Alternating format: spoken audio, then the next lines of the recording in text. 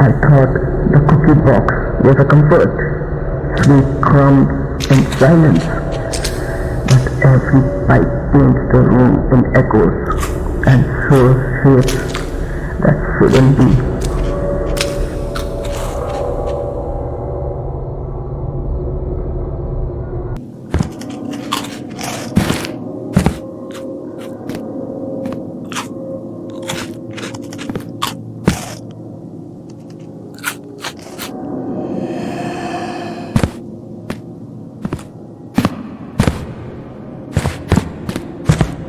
It's there. I can feel it. I can see it. But the crunches bounces off its skin. The earth bends around it. The grandma's skin makes me.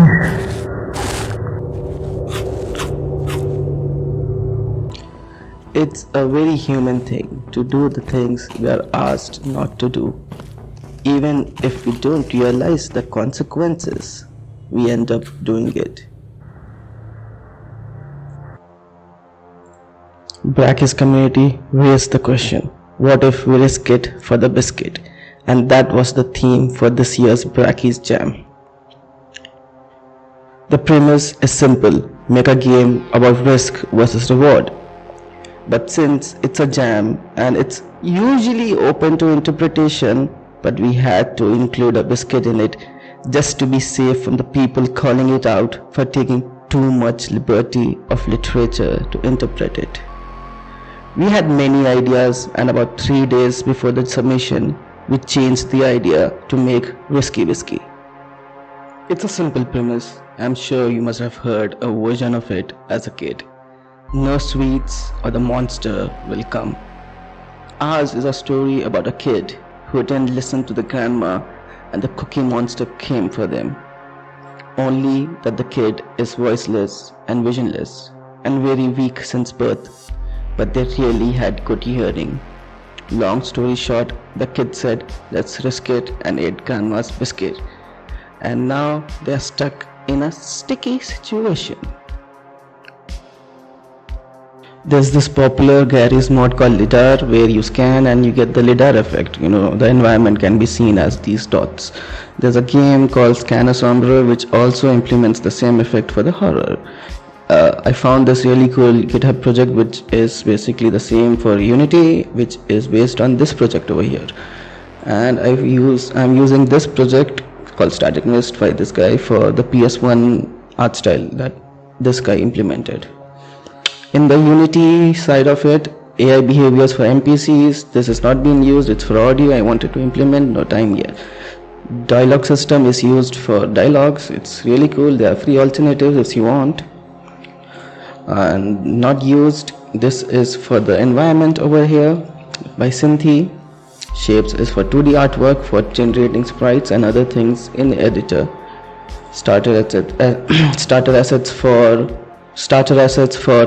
the mobile controls that we didn't implement yet, and this sound kit over here, part of it for the various sounds that you hear in the game. And let's go to the scanning part now. And as you can see, the environment is visible in the editor, but it won't be visible in the game because of the layers. It's only visible in editor, and that's how the ray gun works. The ray gun is basically a script attached to the player object, which shoots a scanner or pointer based. These are the types of scanners or ray guns that we have will shoot things, and based on the layer mask we get these lines over here, the barrel lines, which are used for the scan effect.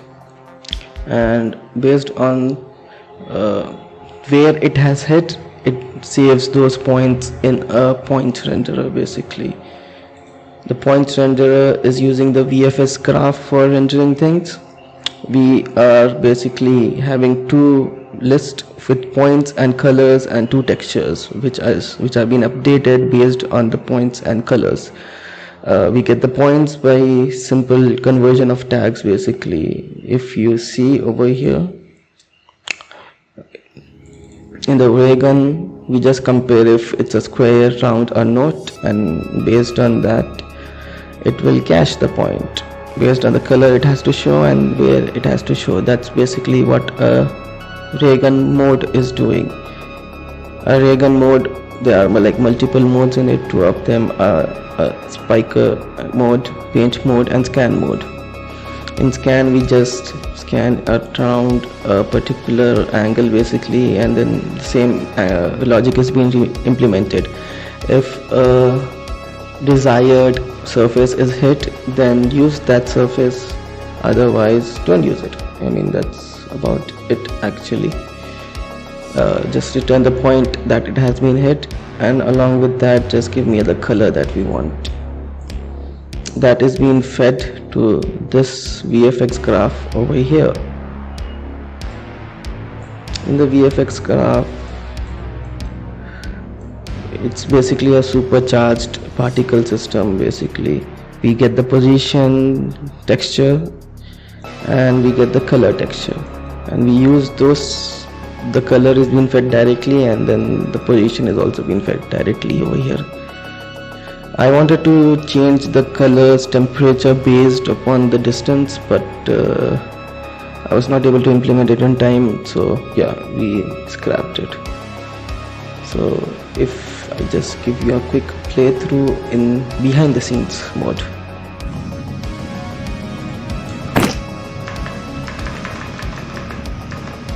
Now when we scan, we see we are just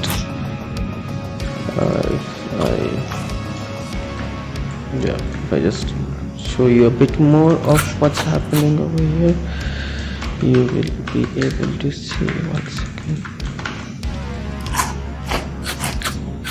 Sorry. Yeah. So you can see how we are scanning it. A pretty cool effect, honestly speaking, and it gives a very nice, look. Same goes with this pickups. I mean, based on what we have scanned, it will return its position and its color. So that's how we are able to implement the scanning, and it gives really cool level design also. The pickups are simply scripts, game interactable with a collider on it, and the information that what we get round biscuit, square biscuits, and it'll play an audio note along with it. Visually it's just the default Unity things over here, because visually we won't be looking at them. It was fine. And the note giver will play a dialogue from the dialogue system. The dialogue system over here is having all the dialogues of the game. The child represents the particular note, and along with that it has a condition. It'll check if number of notes collected, then based on that a note is being shown and played, and after it's been played, the variable is set, and then we get this alert using this show note over here. So that's how it goes till the end. And we are also setting up few things based on the notes that's been collected. One is the audio that should be playing when a note is being collected, and then at some notes we enable the ghost, and we shift the ghost types also over here, which one to enable and which one to disable based on the progression of the note collection. That's how pickups work. The HUD is being made using shapes, which allows me to have these paths and other kind of shapes using SDFs, signed distant fields. Basically it's how text match pro works, and we can have multiple things in it to set the outline and things like that.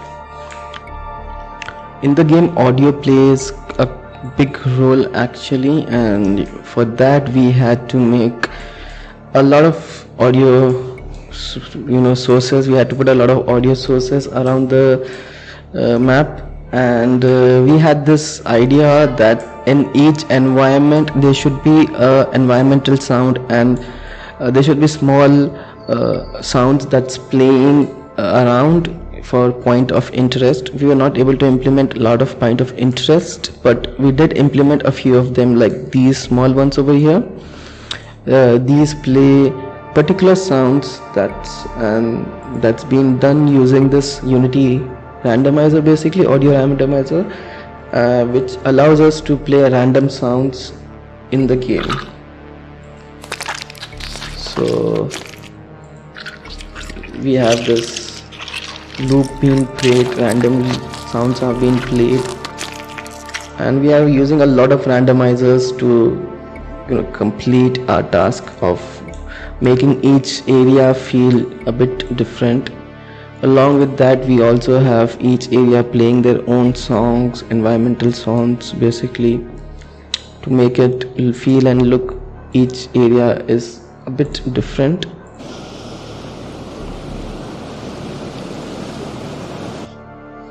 This allows us to create this really rich soundscape in the game, basically. Even though we are not looking at anything, we still feel that we are somewhere, basically, and that's a really amazing thing about the game.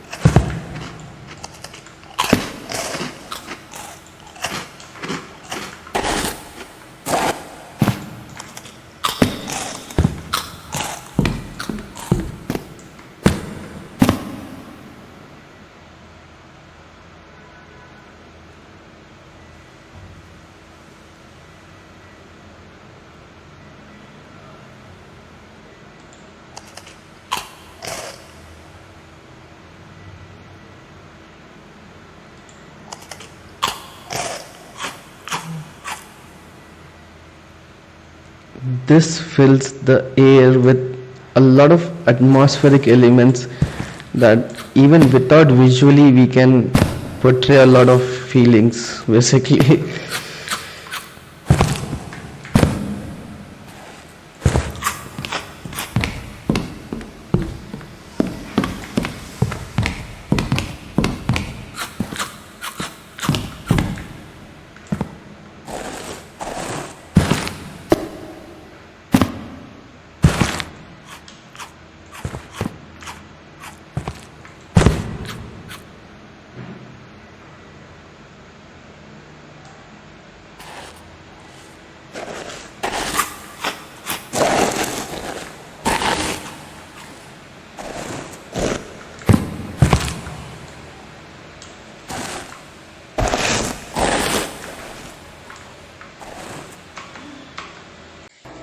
The footsteps is being handled using tags.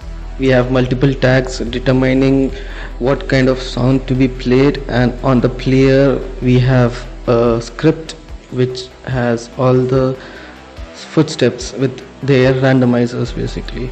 So each has its own randomizer,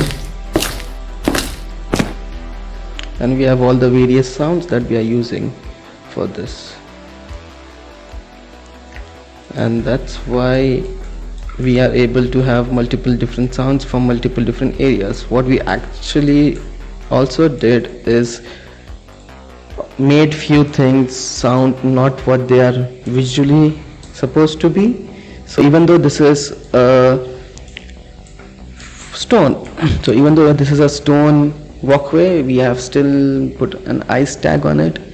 So this really creates an bizarre feeling.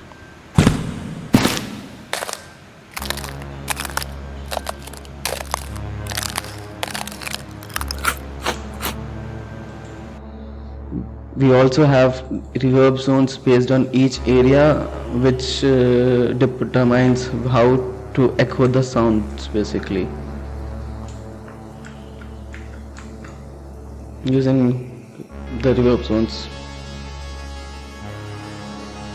On note collection, we are also playing a sound or the current note basically, which has been recorded previously. It answers when you choose. Don't be afraid of. I used Audacity to edit them and then added on some effects on it to make it sound like this. Oh my god, there's so many things opened.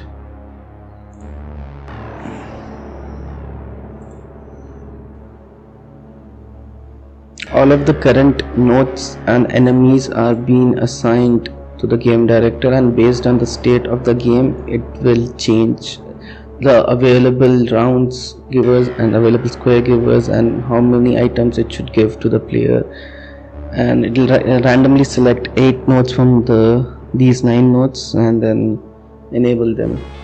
That's how you can go around and check.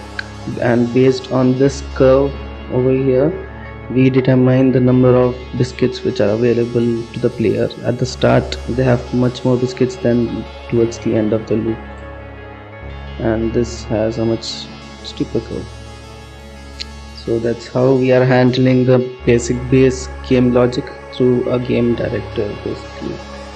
It's based on an AI director kind of logic where there is a director which is guiding the AI towards the completion of the goal or something like that. And then let's go to the AI finally. We are using that AI behavior for it, and along with that I want to show you this little thing over here, which is actually what the player sees. Since we are using skin meshes and skin meshes cannot have colliders on them, we are basically baking the mesh into our filter, basically mesh filter, or into the mesh collider at runtime over an interval. We can improve, decrease or increase that interval based on how much of we want. Let's see. Yeah, so as you can see over here, that mesh is being baked, and we have the AI logic over here. We have the wander stake, the stock stake, we have the and we have the AI logic over here, the stocking state, wander state, and all the different states that the AI can go, and the transition between each of the state between them is being over here. So we have 3 types of AIs. We have the wanderer, which is enabled after a couple of nodes are being enabled, discovered. Then we have the stalker, which comes a bit closer to the player but then doesn't do much. And then we have the hunter, which again comes a bit more closer to the player, but again it doesn't do a lot of things at the moment. It won't attack the player because it's based on the Slender Man kind of monster, where if you stare at it then you lose insanity, then you lose your sanity. It's based upon the Slender Man kind of ghost. So if you stare at it, you start losing sanity, and then if you lose your sanity, then it's game over basically. That's how the lose condition is set. And the other way of losing is running out of the health, which has been indicator using this thing over here. This AI behavior is again free on package manager in asset store, so you can use it for building your own custom AI. You can add in your own states and stuff like that, and that's how the AI is actually implemented. There's another thing that we have called the crumbs that happens after we collect first few notes basically, where we leave breadcrumbs to the player, to the enemy. So whenever we make noise, then we leave a breadcrumb, and breadcrumb means a box collider basically. That's where the checking system comes into play. So to the nearest tagged object noise crumb. So whenever there's a noise crumb and the director on a game of guess, basically on difficulty based on the notes, will randomly inform the enemy to go check or stalk the player or not. So as you can see, it's back on wandering and it went to stalking state suddenly, even though we are not doing anything. That was because the director informed it to do so, in a way. And yeah, that's how that works. And the game director also is in charge of, as you can see in some time. 3, 2, 1, 0. We die. Yeah, that's how the game can get over, by the number of notes collected and the time survived. There's no real win condition in the game. I mean, you can collect all the notes and that's technically a win basically, but apart from that, you have to play the game to know what happens. The game is available on itch, as you can see, and you can download it and play it yourself to experience this yourself. If you like it, then please comment below and then leave any feedback that you have. This game was made in a couple of days by 2 people, so there are a lot of bugs in it, and I hope I can, you guys can help me figuring out what kind of bugs are there in the game and if it needs balancing and things like that. If you had fun, then please let me know. And thank you. That's it for today. Take care. Bye bye. And I hope you start your game development journey soon. Or if you are already in your game development journey, then let me know about it below. I would love to see what kind of game you are cooking. Thank you.